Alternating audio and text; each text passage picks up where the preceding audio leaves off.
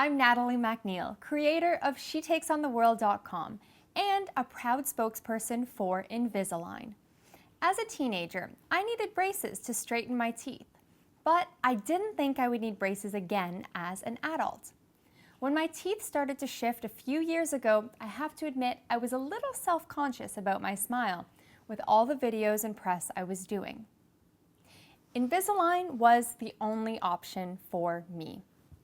My smile has become one of the signatures of my personal brand and gives me the confidence I need to take on the world. Invisalign is nearly invisible, comfortable to wear, and comparable in price to metal braces. You can learn more at Invisalign.com.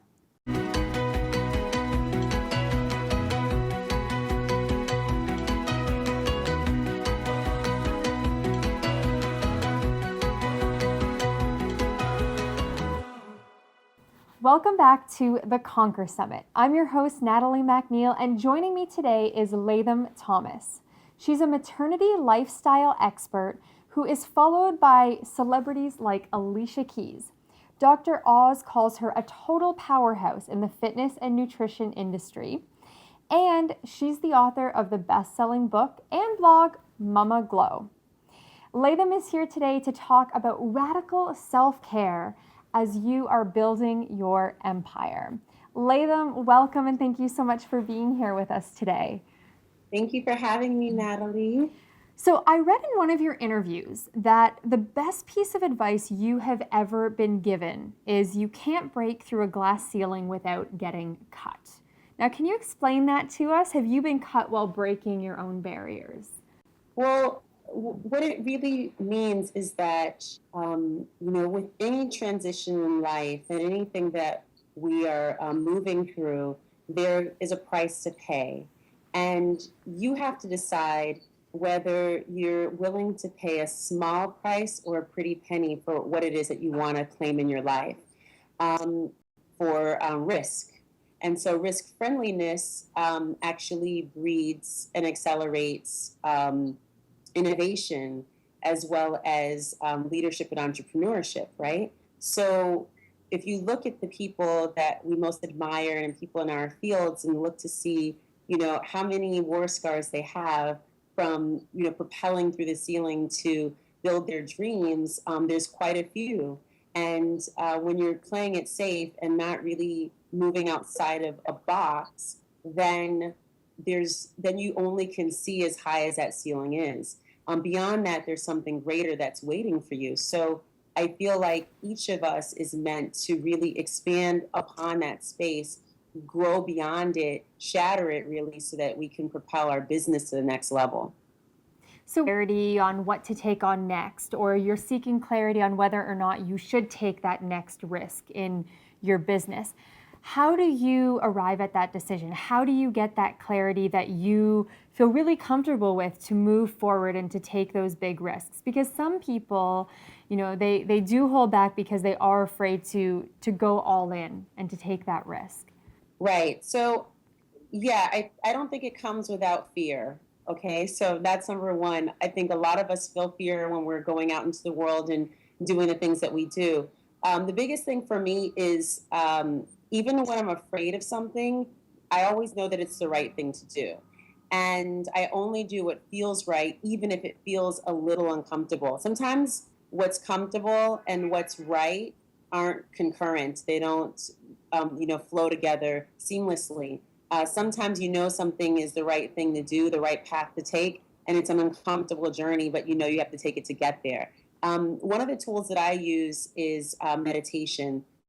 Meditation is the best tool for listening from within. If you really want to find out what it is that your subconscious mind thinks about a decision that you have to make, it strips away all of the superficial neuroses that we're challenged with on a daily basis and really gets you to the core of what you really want to do, which is it a yes or is it a no?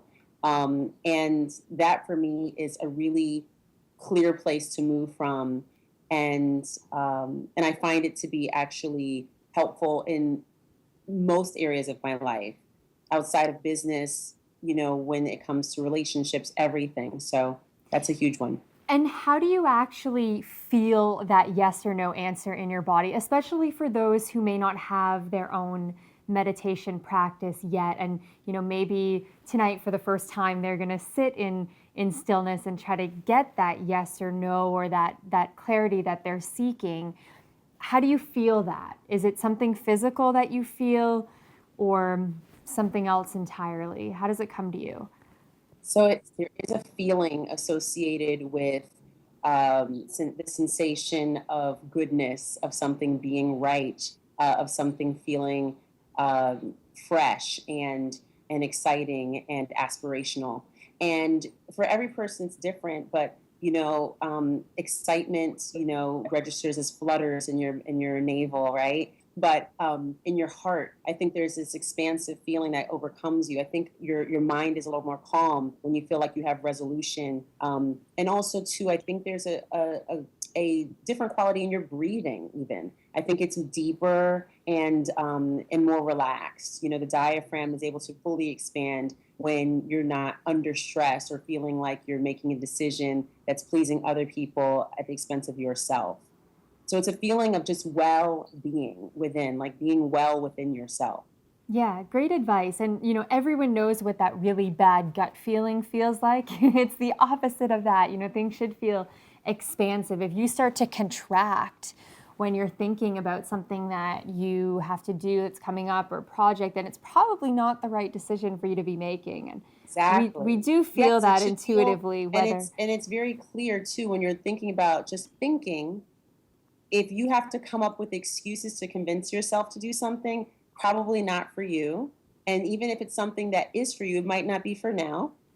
And then if it's something that feels like you don't even need to hear the rest of the sentence, you're on board, then that's probably something that you would want to do. So I think, really listening to also like what's your initial emotional reaction when you hear the opportunity or the whatever it is that comes on your plate. Yeah, great advice. And I saw you speak recently at one of Ariana Huffington's events, and you ooze this beautiful presence and personality, and you stand in such power and conviction and confidence. Have you always been that confident woman? Does that come very naturally to you, or is there a time in your life when you weren't so confident? And then how did you get to this, power presence that you have today? Thank you. That's really kind of you to say. I see that in you and all your work too. So, light attracts light. Thank you. I feel that confidence is not just something that you feel. It's more like of an embodiment, and it's like a verb. It's an action. You have to exude it in everything that you do.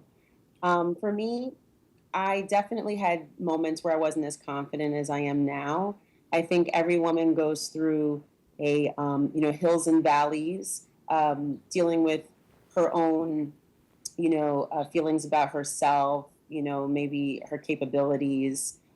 I definitely feel like the things that I've learned about myself over the years, the things that I was told were bad or about me, or, just things I sort of internalized socially as a child, I've come to learn later are those places where the power really lies, and that in these recesses where we sort of shadow the best aspects of ourselves, we find our power.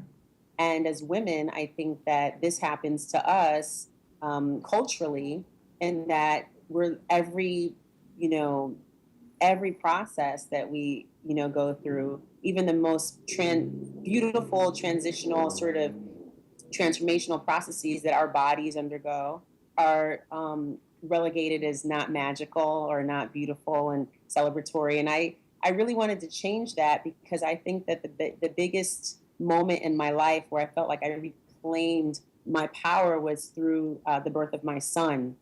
And that birthing process was magical and transformational, not just for my body, but I gave birth to the best iteration of myself.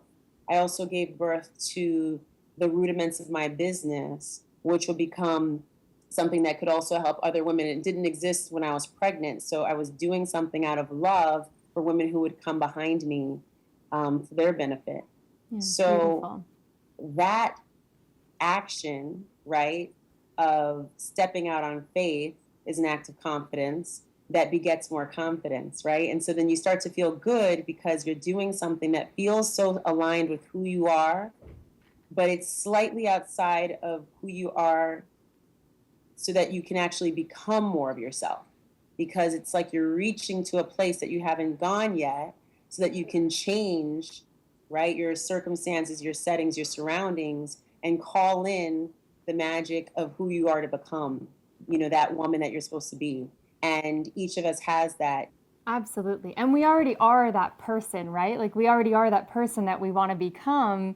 We have everything we need. It's just really tuning in and tapping into that, right? Yes. Now, in your book, Mama Glow, you encourage women to sit in front of a mirror naked and give your reflection some love as an act of boosting that inner confidence. So, first of all, do you really do that? And second of all, what are some other tips that you have for boosting confidence? Well, yes, do. I do look in the mirror.